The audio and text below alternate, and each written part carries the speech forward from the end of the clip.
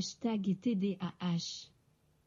Ce trouble du déficit de l'attention avec ou sans hyperactivité est défini par des symptômes d'inattention associés ou non à des symptômes d'hyperactivité motrice et d'impulsivité.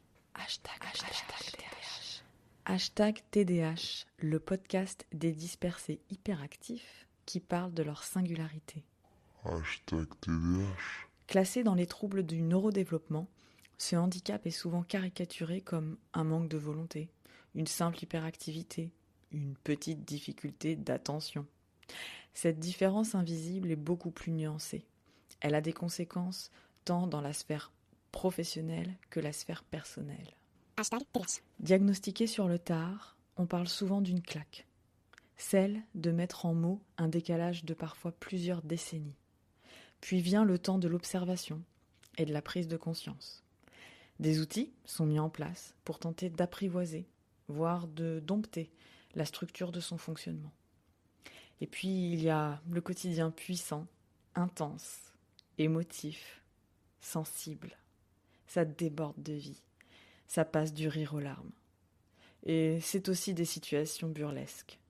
L'autodérision est ici un chemin pour s'accepter et transformer cette singularité en force. C'est ce que j'ai à cœur de vous proposer avec mes invités. Belle écoute. Bonjour à toutes et à tous. Aujourd'hui, j'accueille Carole, qui a été diagnostiquée à 46 ans et qui est la maman d'un jeune garçon qui a été diagnostiqué à 7 ans en CP.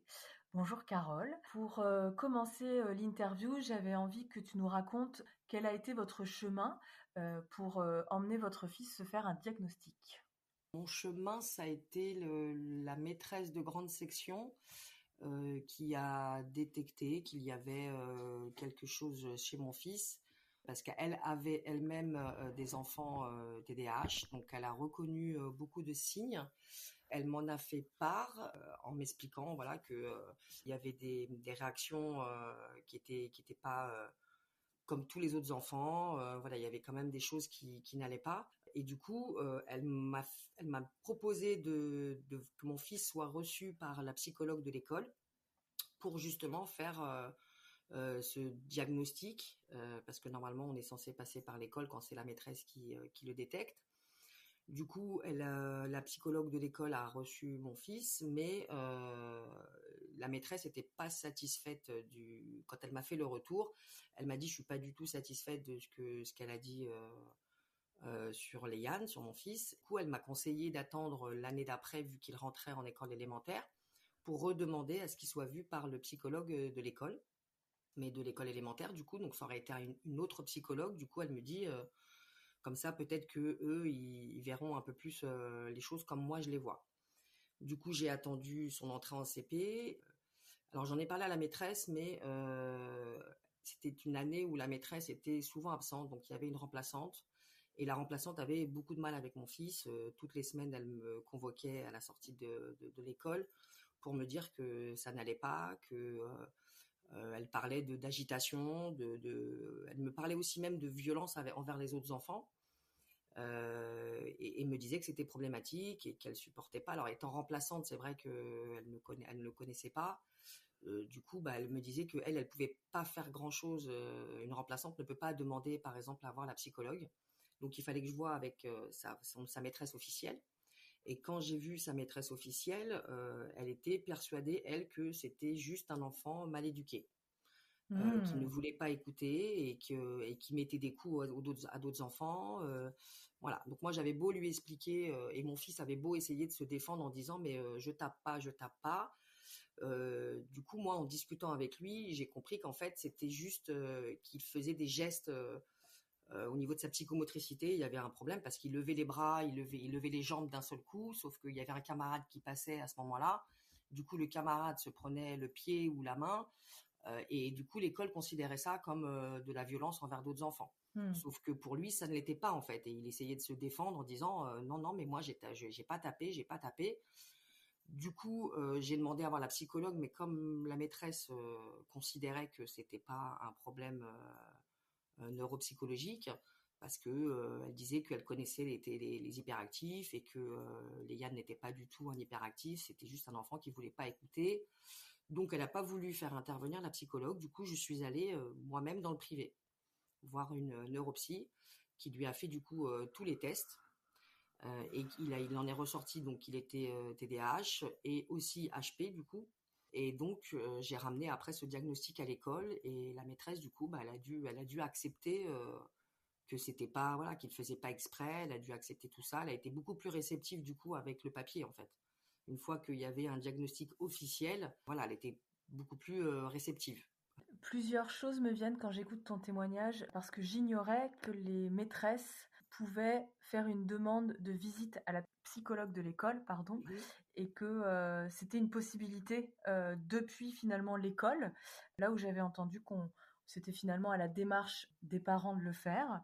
Donc je mettrai des infos là-dessus parce que j'ignorais qu'on pouvait faire cette démarche. La deuxième chose qui me vient, c'est tu as parlé d'agitation, de violence due à on va dire une défaillance, mais à prendre avec des pincettes évidemment, Oui, bien sûr. en psychomotricité. Est-ce qu'il y Mhm. avait d'autres choses, toi, que tu avais repérées chez ton enfant?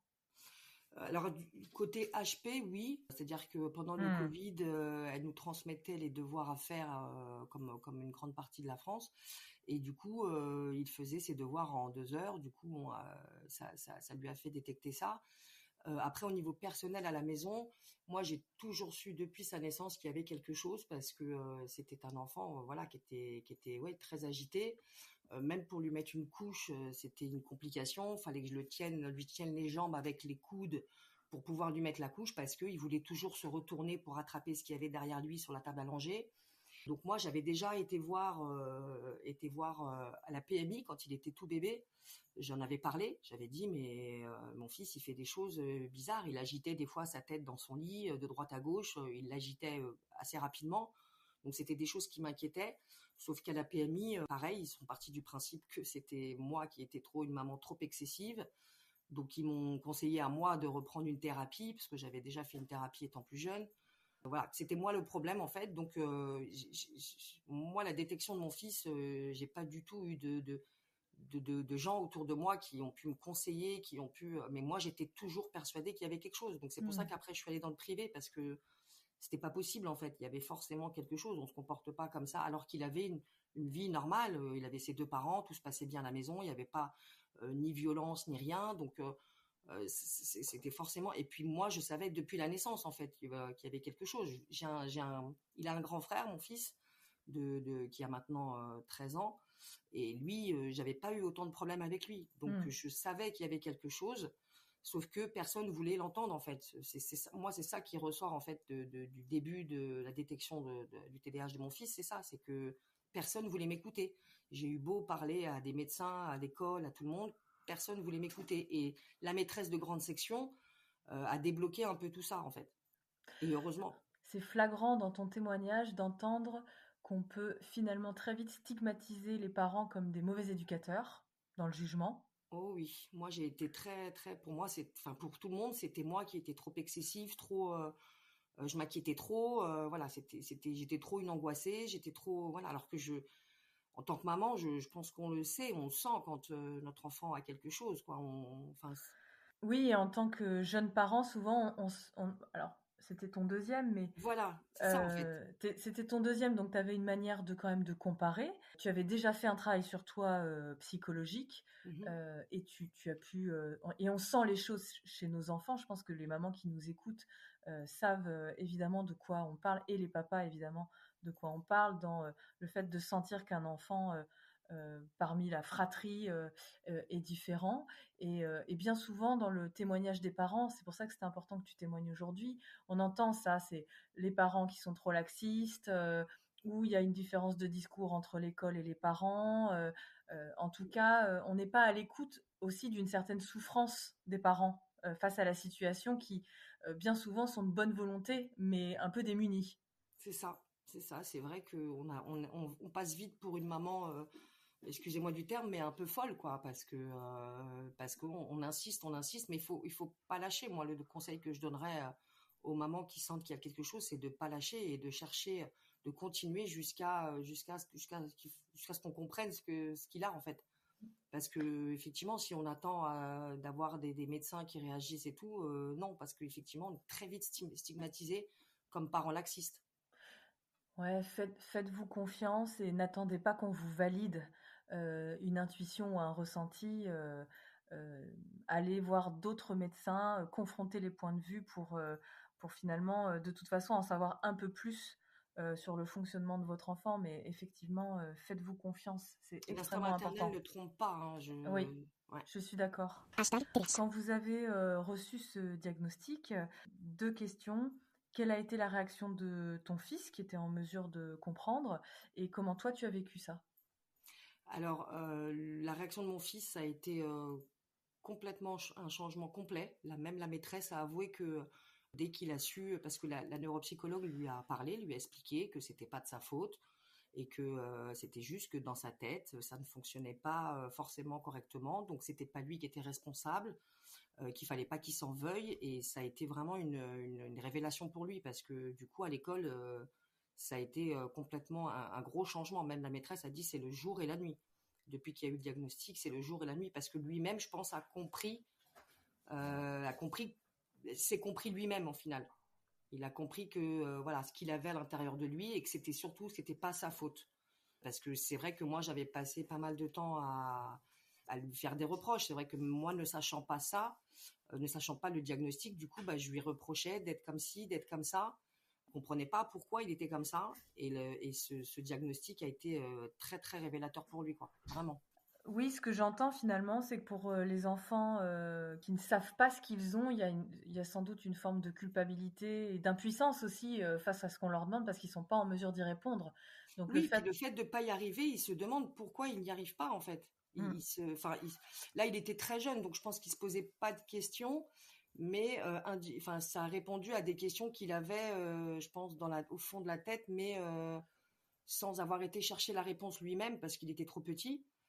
Mais du coup, voilà, ça a été révélateur pour lui de comprendre qu'il n'était pas responsable en fait, que c'était pas un mauvais garçon et qu'il se faisait engueuler, mais c'était pas sa faute. Enfin, voilà, il se faisait souvent disputer parce qu'il écoutait pas, parce qu'il obéissait pas dès la première fois, parce que voilà, tout ce qu'on connaît des conséquences du TDAH.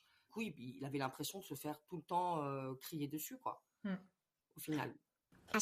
Finalement, après le diagnostic, qu'est-ce que vous avez pu mettre en place comme outil? Tu peux nous donner des exemples concrets peut-être pour que les parents qui sont dans cette situation et qui auraient envie de tester des choses, tu aurais des exemples? Alors, j'ai mis en place de la psychomotricité parce que justement, il y avait ce problème de gestes faits un peu n'importe comment et qui étaient considérés comme de la violence. Donc, il fallait qu'il apprenne, il fallait qu'il apprenne ces gestes, à gérer ses bras en fait, à pas lever ses bras, à pas lever le pied d'un coup. Donc, c'était plus de la psychomotricité. Après, pour le reste, il y a eu, pour la concentration, on a découvert qu'il avait une divergence oculaire au niveau des yeux. C'est-à-dire qu'il n'utilisait pas correctement ses yeux, du coup ça le déconcentrait, il n'arrivait pas du coup à se concentrer suffisamment. Donc il a fait des séances d'orthopsie, il a fait un bilan et des séances derrière, qu'il a arrêté d'ailleurs déjà. Il faut qu'il reprenne un petit peu régulièrement, peut-être 2 fois dans l'année, il faut qu'il refasse quelques séances, mais ça l'a beaucoup aidé au niveau de la concentration. Après, moi j'ai un enfant aussi qui est, comme je l'ai dit, qui est diagnostiqué aussi HP, donc il y avait aussi ce côté à gérer, c'est-à-dire que à l'école, heureusement, du coup, ça lui a pas créé des difficultés scolaires. Il y avait aussi, fallait le faire par contre sauter une classe parce que il s'ennuyait en classe, donc forcément s'il s'ennuie pour un hyperactif, il bouge. Donc ça devenait voilà, ça devenait gênant dans la classe. Il finissait ses devoirs en 2 minutes. Attendre que les autres aient fini, c'était compliqué pour lui.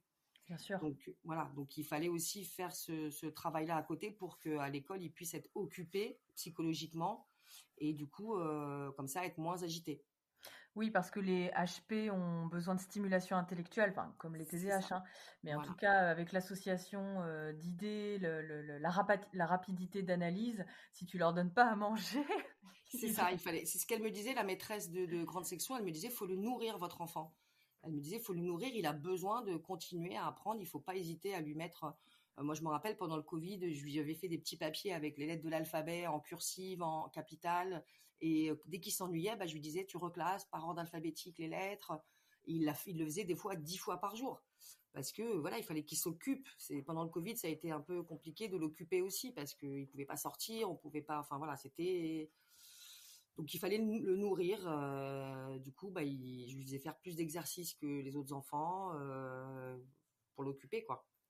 Oui, c'est de pas hésiter finalement par rapport aux devoirs, de les valoriser en mettant la barre un tout petit peu plus haut que ce qui est demandé parce que ça les valorise et Mm, puis ça leur donne de quoi se stimuler intellectuellement. Donc ça peut être aussi une manière de les nourrir. c'est ça. J'ai pas trouvé d'autre chose. Je voudrais. Là, je suis en cours de recherche sur de la thérapie cognitive et comportementale, qui je pense pourrait être très bien pour lui, pour savoir comment se comporter, comment gérer ses émotions, comment tout ça, même s'il a déjà des outils par la neuropsychologue qu'il a vu par la suite, qui nous a donné des outils, il a quand même, il a quand même, je pense, besoin de ce genre de thérapie Ok. que je vais mettre en place bientôt normalement. Oui, pour comprendre son fonctionnement et pouvoir interagir de façon plus sereine avec le monde qui l'entoure et les autres. C'est ça, parce que c'est vrai que ça a été très pesant pour son grand frère. Parce que du coup, c'est vrai qu'il avait besoin d'être tout le temps occupé. Moi, je travaillais. Enfin, voilà. Donc, il avait la seule personne disponible qui pouvait jouer avec lui, c'était son frère. Et ça a été très pesant pour son grand frère. Surtout qu'ils ont 3 ans et demi d'écart. Donc, ils ont quand même 4 ans, pardon, 4 ans d'écart. Du coup, ils ont quand même, il y a quand même des âges où c'est compliqué la relation entre les enfants. Quand le grand arrive en 6e et que le petit est encore en élémentaire, du coup, il n'était pas trop disponible pour son frère, donc il l'embêtait assez pour lui dire joue avec moi, joue avec moi, joue avec moi. Voilà, c'était, il fallait quand même que je traite ça pour pas que le grand frère subisse aussi tout ça. Bien sûr, finalement que ça n'altère pas la relation dans la fratrie et que la responsabilité d'occuper le petit frère ne retombe pas Sur le tout le grand, bah temps oui, sur parce le que c'est pas grand. son rôle en fait. Mm. C'est pas son rôle et moi en travaillant, j'avais pas la possibilité. On nous dit souvent, faut les sortir, les hyperactifs, faut qu'ils soient tous les jours dehors, faut tous les jours qu'ils sortent. Sauf que on sait très bien en tant que maman qu'on a beaucoup de choses à gérer, le travail, la maison, le repas. Enfin voilà, donc c'était compliqué pour moi de le sortir tous les jours. J'ai essayé aussi à la maison de lui acheter pas mal d'outils. Je lui ai acheté les ballons, un gros ballon pour les femmes enceintes que les femmes enceintes utilisent. Et ça l'a pas mal, ça lui a pas mal servi. Il s'asseyait sur le ballon et il rebondissait pendant qu'il regardait la télé ou qu'il faisait autre chose. Il rebondissait sur le ballon. Ça lui permettait de s'agiter physiquement. Je lui ai acheté des fidgets aussi pour lui occuper les mains. Je lui ai acheté un espèce de siège bougeant en fait. Enfin, c'est un rond qu'on pose sur le siège et qui fait qu'on a l'impression de bouger sur notre chaise, ce qui lui donne normalement moins envie de se lever. Voilà, ça a marché un petit peu et puis après il en voulait plus.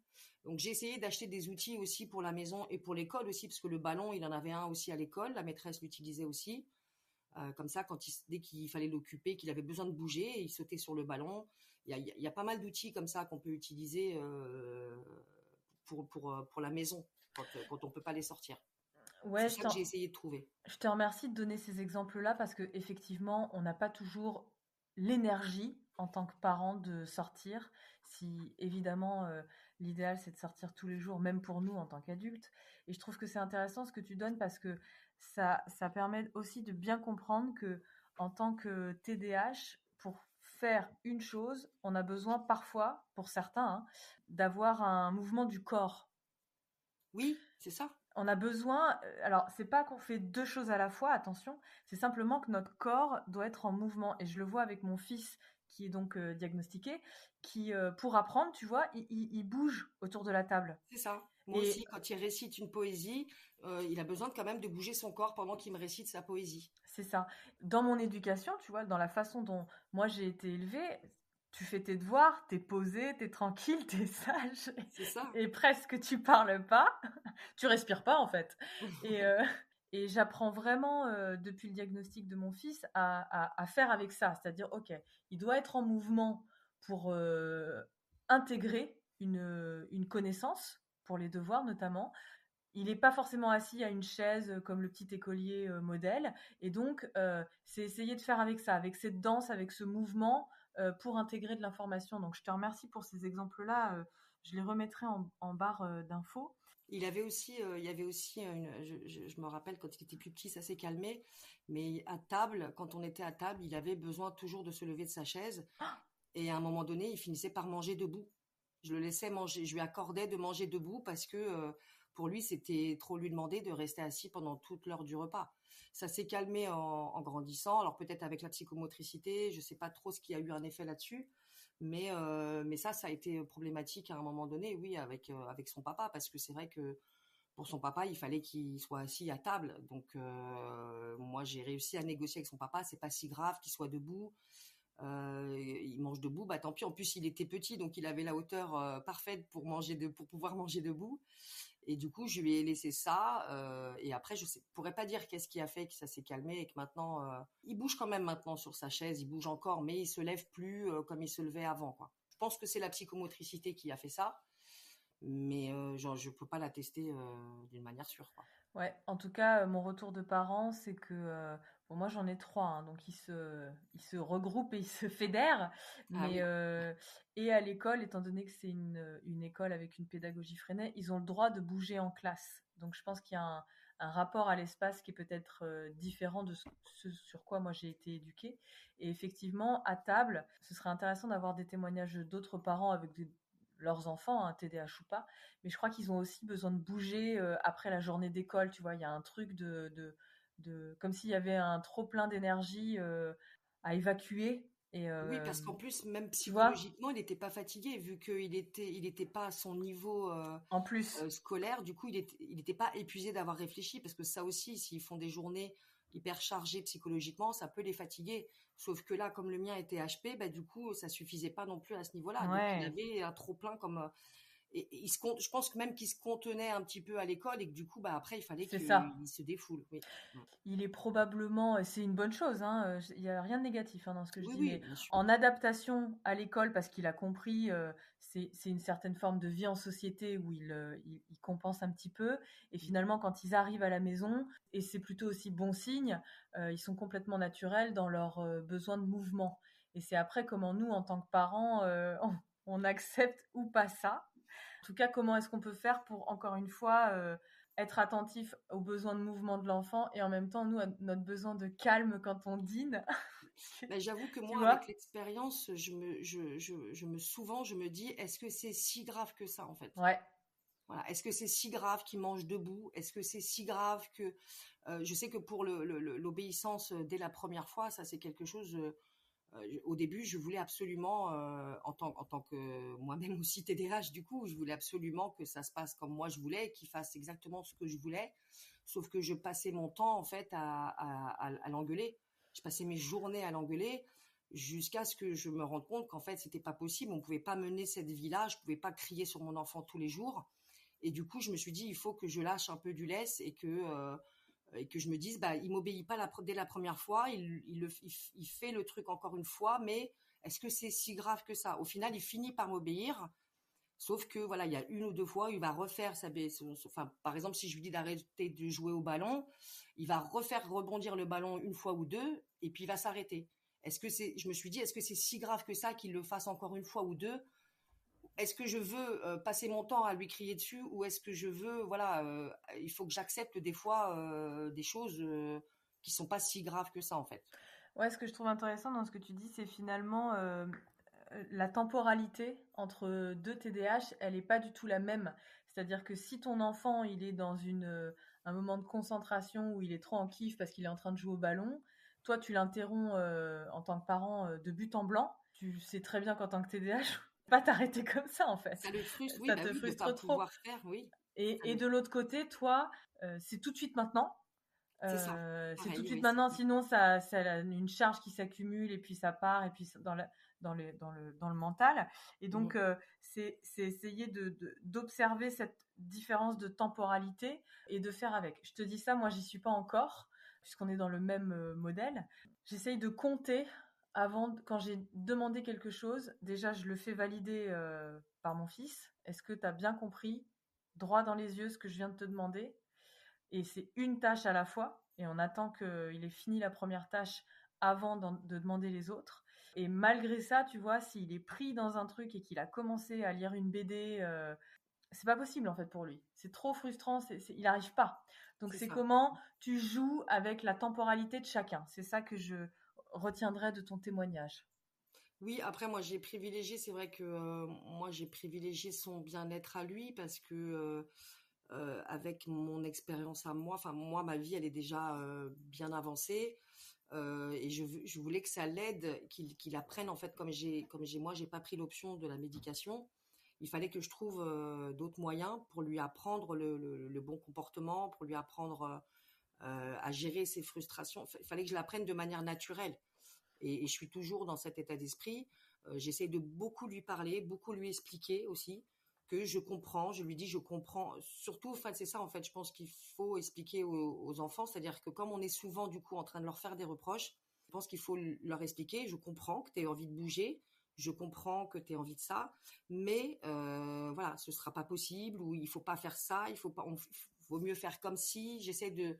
Alors, je sais que c'est difficile parce que des fois, nous, on est aussi dans notre émotion, dans notre frustration, et du coup, c'est compliqué. Avec le temps, j'y arrive de plus en plus, et avec la médication, j'y arrive encore mieux. Ça, c'est encore un autre sujet. Oui, pour clarifier pour nos auditeurs, auditrices, tu as fait le choix de ne pas médicamenter ton fils. Oui, En revanche, toi, qui a été diagnostiqué donc il y a quelques mois, hein, il y a un peu plus de 6 mois, donc à oui, 46 ans, tu as été diagnostiqué. Tu oui. as fait le choix d'abord de t'occuper de ton fils et ensuite de t'occuper de toi. Et toi, tu as fait le choix de la médicamentation. Est-ce que tu peux nous en dire un peu plus sur les effets positifs de la médication?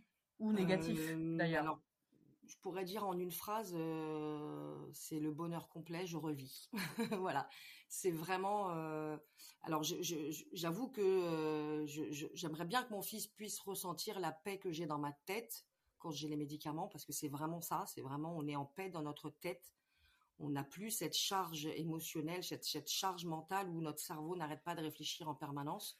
On n'a plus ça, on peut réfléchir à un sujet précis, on gère mieux les choses, on s'énerve moins vite, on est plus concentré. Il y a tellement d'avantages que je pourrais dire sur ça, mais j'avoue que le côté pas dangereux, parce que si on prend les bons dosages et tout ça, normalement il n'y a pas de raison que ce soit dangereux. Mais voilà, c'est quand même des médicaments qui sont classés stupéfiants à la pharmacie, qui sont considérés agir un peu comme presque de la cocaïne. Donc moi, quand j'ai entendu ça, il était hors de question pour moi que je mette ça à mon enfant, et je préfère même que lui comprenne, se cherche, et qu'il puisse gérer ça de lui-même. Je trouve que c'est quand même. Moi, j'ai 46 ans. Les effets de mon TDAH en ont eu sur ma vie professionnelle, ma vie personnelle, ma vie familiale, enfin voilà, sur plein de choses. C'est en découvrant le TDAH de mon fils, du coup, j'ai compris aussi plein de choses sur ce qui s'était passé dans ma vie. Sauf que moi, je peux plus le changer en fait. Donc pour moi, la seule solution, c'était la médication. Mais pour lui, je pense que comme il est jeune, c'est mieux qu'il apprenne à faire avec, et qu'il apprenne à se connaître et se comprendre et à se gérer, s'auto-gérer, j'ai envie de dire, plutôt que de trouver la solution de facilité des médicaments. Mais il y a certains cas où c'est vrai que ça peut être, je peux comprendre que les parents prennent l'option de la médication, parce qu'il y avait vraiment des enfants qui rentraient dans de la violence, qui étaient dangereux pour eux-mêmes. Voilà, j'ai lu beaucoup de témoignages et de choses comme ça, de parents qui étaient perdus parce que ça devenait trop, et qui ont fait le choix de la médication. Sauf que le choix de la médication, on donne le médicament aux enfants quand ils sont à l'école pour pas qu'ils soient dangereux avec les autres et en communauté, et à la maison on le donne pas. Donc à la maison, du coup c'est problématique pour les parents. C'est les parents qui subissent tout, et je suis pas sûre que ce soit vraiment une meilleure chose en fait. Je te remercie de prendre le temps de donner aussi ce point de vue-là, parce que quand je pose cette question-là dans ce podcast, l'idée c'est pas de faire l'apologie de médicaments ou pas médicaments, hein. C'est pas, en tout cas, je ne vous donnerai pas mon avis Non, c'est là-dessus. chaque cas, bien C'est sûr, chacun chacun. prend sa décision, chaque cas est différent en Voilà. plus. Ouais. C'est chacun prend sa décision en fonction du contexte, en fonction de ses capacités, de son énergie. En tout cas, c'est pas une fin en soi de prendre ou pas des médicaments. Moi, je le vois plutôt comme une manière de voir comment c'est quand tu es centré, quoi. Quand tu es rassemblé, quand tu es concentré, quand tu as de la clarté dans l'esprit, de t'imprégner dans ce chemin-là et d'apprendre à mieux te connaître aussi dans cet état de bien-être et de paix, tu vois? Oui, tout à fait. Oui, oui, oui, ça peut aussi permettre. Oui, après, oui, moi, je témoigne de mon point de vue à moi. C'est vrai que je force personne. Enfin, je conseille pas forcément de faire la même chose que moi parce que mon fils est différent de chaque autre. Enfin, chaque enfant Bien est sûr. unique. Voilà, chaque histoire, chaque enfant est unique. Moi, j'ai pris cette option-là parce que voilà, je me suis dit que c'est vrai que s'il n'y arrivait pas par lui-même, ça allait être trop facile après de trouver cette solution et tout. Mais c'est vrai que pour certains enfants, c'est nécessaire pour qu'ils sentent le bien, qu'ils se sentent bien au moins pendant une période. Après, j'avoue que c'est vrai que eux peuvent se sentir avec ça, ils doivent se sentir bien, ils doivent se sentir Bah, euh, c'est une forme ça peut créer une forme de dépendance, alors qui est peut-être pas corporelle, tu vois, pas voilà, dans la substance psychologique dans le elle-même, sens, voilà, mais psychologique dans le sens où j'y psychologique. arrive pas si j'ai pas ça. Moi, c'est Exactement. ça qui me faisait peur aussi. Une forme de dépendance, bien Tout à sûr, fait. bien Tout sûr. à fait, sachant que les TDAH en plus Oui, sont susceptibles, voilà, aux addictions, aux donc addictions, voilà. Donc du coup, bah, c'est vrai que c'est pour ça que j'ai préféré aussi peut-être faire ça pour pas qu'il ait ces problèmes d'addiction peut-être après. Après, j'ai peut-être eu tort, peut-être qu'il aura quand même ça plus tard, je ne sais pas. Pour l'instant, il est encore petit, mais c'est son jeune âge, moi, qui m'a fait décider ça. S'il était adolescent, je sais que j'ai eu l'expérience autour de moi d'une maman son enfant avait été diagnostiqué plus tard. Et effectivement, pour l'école, ça devient un peu problématique. Tout à l'heure, tu parlais en classe, ils ont le droit de bouger et tout, mais arriver au collège, ça c'est valable en élémentaire, arriver au collège, il y a Mm. plusieurs professeurs, faut changer de classe, et du coup, que tous les professeurs soient compréhensifs sur le fait qu'il y a un enfant en TDAH qui a besoin de bouger, je suis pas sûre, parce que là, mon grand, actuellement, qui va avoir 14 ans, c'est le problème auquel je fais face actuellement, c'est-à-dire que le collège me dit qu'il est très agité en classe, il a toujours besoin de se lever, alors que jusqu'à maintenant, il n'y avait pas eu. Est-ce que c'est parce que son petit frère prenait toute la place? Je ne sais pas. Mais du coup, maintenant, on se pose la question pour le grand ça commence à poser problème au niveau du collège. Qu'il n'y avait pas de problème en élémentaire. J'ai pas eu de professeurs qui sont venus vers moi. Par contre, maintenant, au collège, oui, on me dit qu'il est très agité et qu'il perd sa concentration, donc du coup, je suis en cours de diagnostic pour lui maintenant. Donc après, il faut voir au fur et à mesure, je pense, des choses. Effectivement, si certains enfants, ça les aide à se concentrer pour pouvoir apprendre correctement ces leçons et puis pouvoir passer les diplômes qu'ils ont besoin, je pense que ça peut être une solution aussi. Bien sûr. Mais en fait, il faut adapter en fonction de l'enfant, de l'âge, de tout en fait. C'est pour ça que moi, je raconte mon expérience à moi, mais elle n'est pas forcément valable pour tout le monde. Ouais, encore une fois, faites-vous confiance en tant que parent parce que vous savez ce qui est bon pour votre enfant. Et puis avec l'âge, on peut aussi échanger avec nos enfants sur ce qu'ils ont envie aussi de tester, tu vois. Donc, C'est ça, moi, il effectivement, grandit, je peux commencer, maintenant qu'il a 9 ans, je commence à avoir des discussions sur ce sujet pour lui. Je lui explique quand il a des réactions mauvaises, je lui dis, tu vois, là, c'est le TDAH, mais il faut que tu arrives à te contrôler, il faut que tu utilises tous les outils qu'on t'a donnés. Du coup, bah, comme il était en colère, il a été prendre une feuille de papier, il l'a déchirée en 1000 morceaux, parce que ça, c'est une des techniques que la neuropsy lui a donné. Donc, je préfère lui apprendre à gérer comme ça pour le moment. Après, si au collège, ça lui pose problème vraiment à un moment donné. Donc, pour l'instant, il est HP, donc je pense que a priori, jusqu'à la quatrième, troisième, ça devrait aller. Mais après, apparemment, voilà, ça va revenir.